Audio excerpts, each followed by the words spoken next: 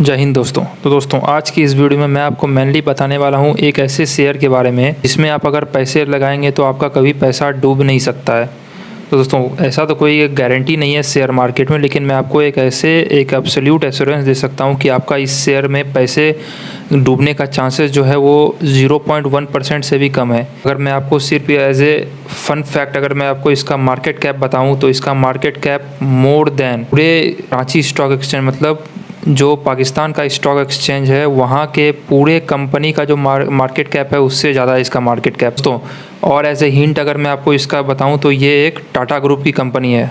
तो आप तो अभी तक दोस्तों समझ गए होंगे कि मैं किस कंपनी के बारे में बात कर रहा हूं। और दोस्तों अगर मैं और एक फ़न फैक्ट बताऊं तो दोस्तों इनके पास जितना रिज़र्व है जिसकी बात करें वो लगभग 90,000 करोड़ के आसपास है दोस्तों। तो दोस्तों और फन फैक्ट की बात करूं तो पाकिस्तान के पास जितने भी फॉरेन रिजर्व है दोस्तों उससे ज़्यादा तो इनके पास सिर्फ रिजर्व भी है। तो समझ सकते हैं दोस्तों ये इस फंडामेंटली कितनी स्ट्रांग है। मैं अगर आपको इसकी नाम बताऊँ दोस्तों तो जी हाँ, आपने सही समझा, वो है TCS। तो दोस्तों नाम की बात करें तो इनका नाम है TCS। और कि अगर दोस्तों सबसे पहले क्वार्टरली रिजल्ट की बात करूँ दोस्तों तो Q1 का जो रिजल्ट है वो का डेट अनाउंस कर दिया, वो है 12 जुलाई दोस्तों। और अगर ब्रोकरेजेस रिपोर्ट की बात करें तो इस बार कंपनी बायबैक के ऊपर भी विचार कर सकती है। मतलब दोस्तों एक अच्छी बात है फिर एक TCS के शेयर होल्डर के लिए।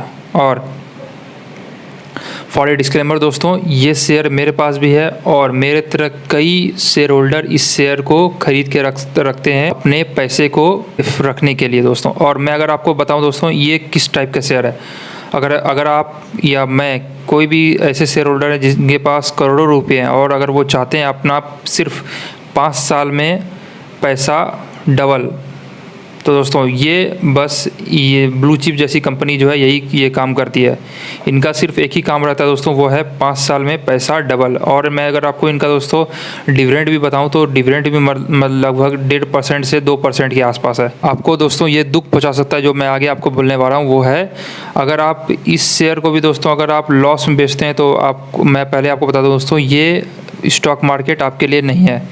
तो दोस्तों आगे मैं आपको इसका सारे डिटेल भी बताऊंगा, लेकिन उससे पहले चैनल पर नहीं हो तो प्लीज़ चैनल को सब्सक्राइब कर लीजिए और बेल आइकन ऑन कर लीजिए जिससे मेरे आने वाले वीडियोस की नोटिफिकेशन आपको ऐसे ही डेली मिलते रहे। तो चलिए दोस्तों शुरू करते हैं अपना एनालिसिस के साथ। तो दोस्तों आप अपनी स्क्रीन पे देख सकते हैं, जैसा मैंने आपको बताया IT जायंट TCS मतलब Tata consultancy services will be announcing it's first quarter.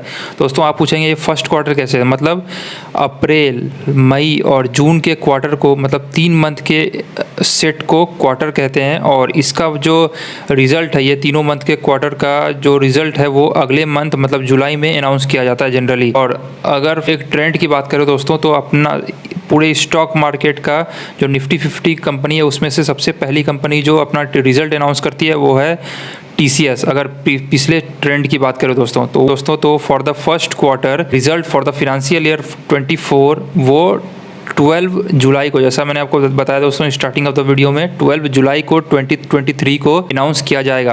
और अगर मैं आप दोस्तों आगे बताऊं रिजल्ट तो जैसा आएगा वो आपको मैं चैनल पे तो बता ही दूंगा, लेकिन इससे पहले दोस्तों अगर आप इसके रिजल्ट के बारे में जानेंगे वो सारे रिजल्ट और फिनेंशियल्स मैं आपको आगे बताऊँगा और इसके कुछ इंपॉर्टेंट क्लाइंट्स के बारे में बताऊँगा दोस्तों जो आपको देख के चौंक जाओगे कि इतने अच्छे क्लाइंट हैं इसके, जो ऑब्वियस सी बात है। और मैं इसका कुछ एक ट्रेंड भी बताऊंगा दोस्तों जो अगर आप अभी फॉलो करते हैं तो अभी आप आराम से यहाँ से 10 से 15% PT लगा के, मतलब पोजिशनल ट्रेड लगा के आप इससे कुछ अर्निंग कर सकते हैं। तो चलिए दोस्तों मैं आपको उस क्लिप पे लेके चलता हूँ।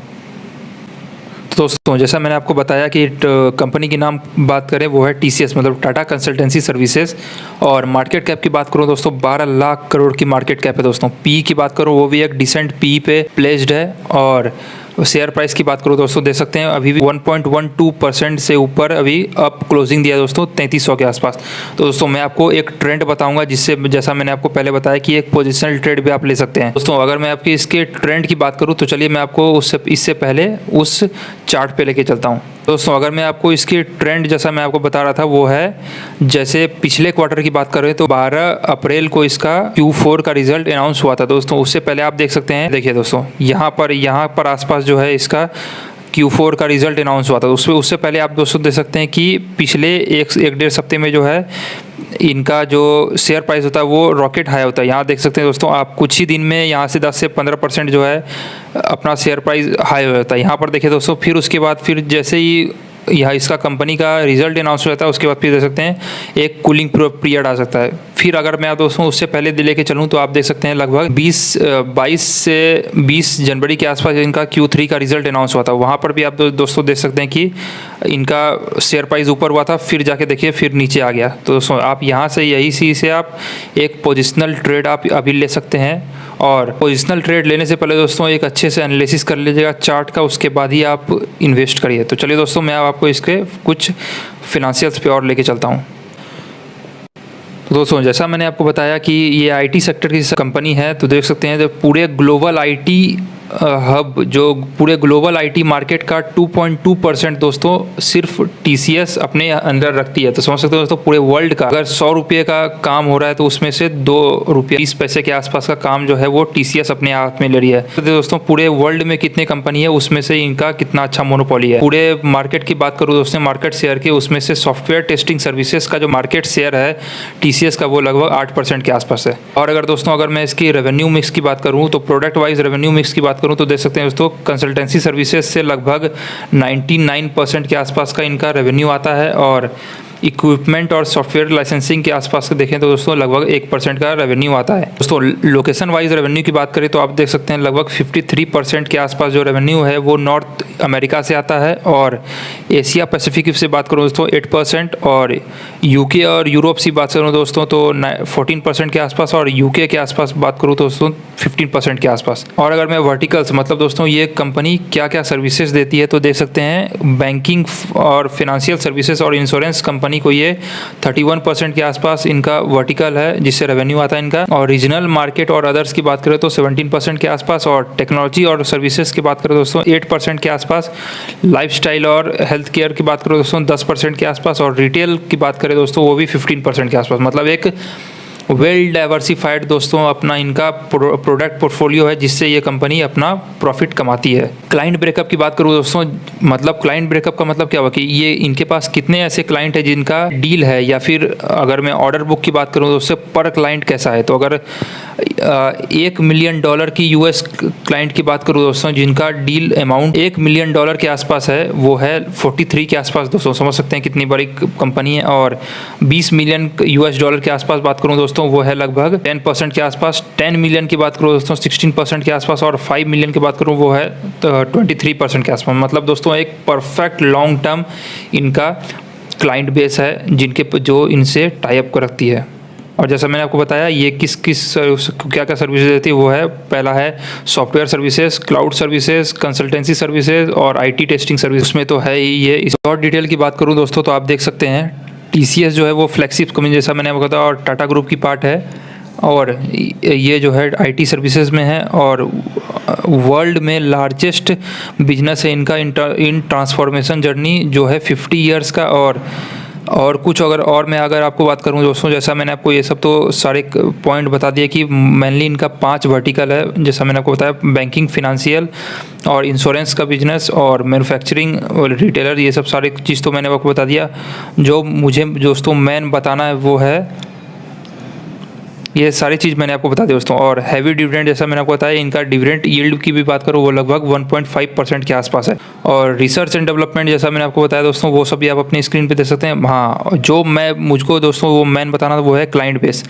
क्लाइंट की बेस की बात करूँ दोस्तों वो देख सकते हैं the company serves to some of the largest conglomerate in the world like Amazon, Google, Azure, Adobe, Intel, Bosch, IBM, Apple, Oracle, ये सारे दोस्तों जो है इनको ये कंपनी जो पूरे वर्ल्ड की one of the most largest और मोस्ट वैल्यूड कंपनी है वो सारे को ये कंपनी सर्विसेज देती है।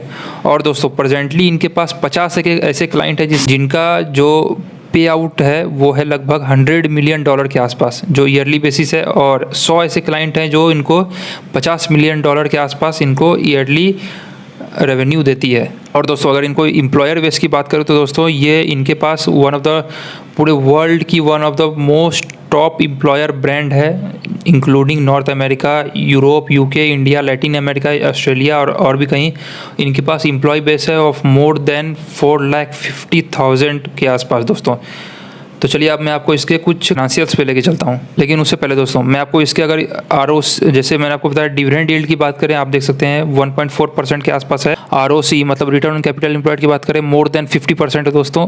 ROE मतलब रिटर्न ऑन इक्विटी की बात करें वो भी 46% के आसपास है दोस्तों। अब मैं इसके आपको फाइनेंशियल्स पे लेके चलता हूँ। ईयर ऑन ईयर की बेसिस की बात करूँ दोस्तों तो आप देख सकते हैं दोस्तों, सिर्फ रेवेन्यू इंक्रीमेंट की बात करूँ तो देख सकते हैं आप लगभग 30 से 40 हज़ार करोड़ के आसपास ईयर ऑन ईयर बेसिस का जंप है। और अगर ऑपरेटिंग प्रॉफिट की बात करूं वो भी देख सकते हैं आप लगभग 6,000 करोड़ के आसपास का जंप है ईयर ऑन ईयर बेसिस। और अगर ऑपरेटिंग प्रॉफिट मार्जिन की बात करूं वो भी 26% के आसपास है। और नेट प्रॉफिट की बात करूं वो भी दोस्तों देख सकते हैं लगभग 4,000 करोड़ के आसपास का जंप है ईयर ऑन ईयर बेसिस का।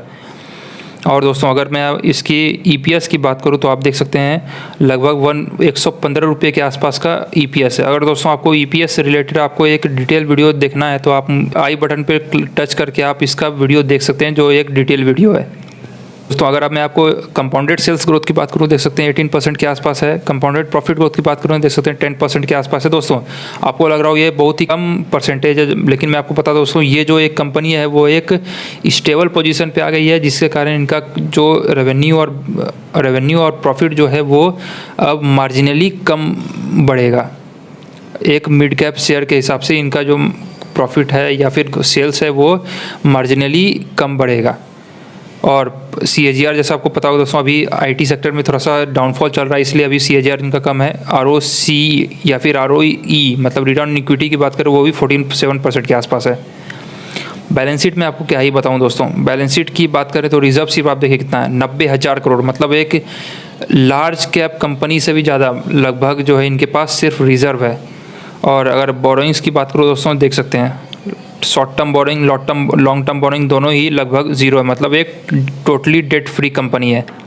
और दोस्तों अगर मैं इसकी कैश एंड कैश इक्विवेलेंट की बात करूं आप देख सकते हैं दोस्तों कितना है 11,000 करोड़ के आसपास, मतलब एक मिड कैप कंपनी के साइज का सिर्फ इसके पास कैश एंड कैश इक्विवेलेंट है दोस्तों। अगर मैं इसकी reserve plus cash and cash equivalent की बात करूं देख सकते हैं लगभग 1 लाख करोड़ के आसपास, इन दोनों मिला के 1 लाख करोड़ के आसपास का इनके पास सिर्फ रिजर्व और कैश एंड कैश इक्विवेलेंट है। और सबसे मोस्ट इंपॉर्टेंटली अगर मैं दोस्तों इसकी शेयर होल्डिंग पैटर्न की बात करूँ तो वो भी देख सकते हैं अपने स्क्रीन पर, वो है लगभग 72% के आसपास दोस्तों इनके प्रोमोटर के पास होल्डिंग है, मतलब टाटा ग्रुप के पास है। FII की बात करूँ 12.75 जो पिछले क्वार्टर से इस साल थोड़ा कम किया, लेकिन DII की बात करूँ दोस्तों वो देख सकते हैं अपना स्टेक जो है इन्होंने इंक्रीज़ किया है। और कुछ इंपॉर्टेंट DII की बात करूँ देख सकते हैं LIC का जो है स्टेक इन्होंने अपना इंक्रीज़ ही किया इस साल इस डाउनफॉल में। और गवर्नमेंट की बात करूं गवर्नमेंट भी इसमें लगभग 0.05% के आसपास इनका है, और सिर्फ 5% के आसपास दोस्तों इसमें पब्लिक के पास है। तो समझ सकते हो दोस्तों मोर देन 95% के आसपास जो शेयर है वो प्रमोटर प्लस DII और FII के पास है। दोस्तों इन्वेस्ट करने से पहले प्लीज़ अपने फिनेंशियल एडवाइज़र से ज़रूर एडवाइस करें, तभी इस शेयर में इन्वेस्ट करें। और आप मेरे इस वीडियो को एज ए रिकमेंडेशन नहीं बल्कि एक स्टडी पर्पस के लिए इस वीडियो को डिटेल एनालिसिस के लिए हमारे वीडियो को हेल्प में ले सकते हैं। और जैसा मैंने आपको बताया कि शेयर में इन्वेस्ट करने से पहले अब आप अपने फिनेंशियल एडवाइज़र से ज़रूर एडवाइस लें, तभी अपने हार्ड अर्न मनी को किसी भी शेयर में और या फिर शेयर मार्केट में इन्वेस्ट करें। तो दोस्तों बस आज की वीडियो को बस इतना ही। चैनल पर नए हो तो प्लीज़ चैनल को सब्सक्राइब कर लीजिए और बेल आइकन ऑन कर लीजिए, जिससे मेरे आने वाले वीडियोज़ की नोटिफिकेशन आपको सबसे पहले मिल सके लास्ट में। जी हाँ दोस्तों, जय हिंद।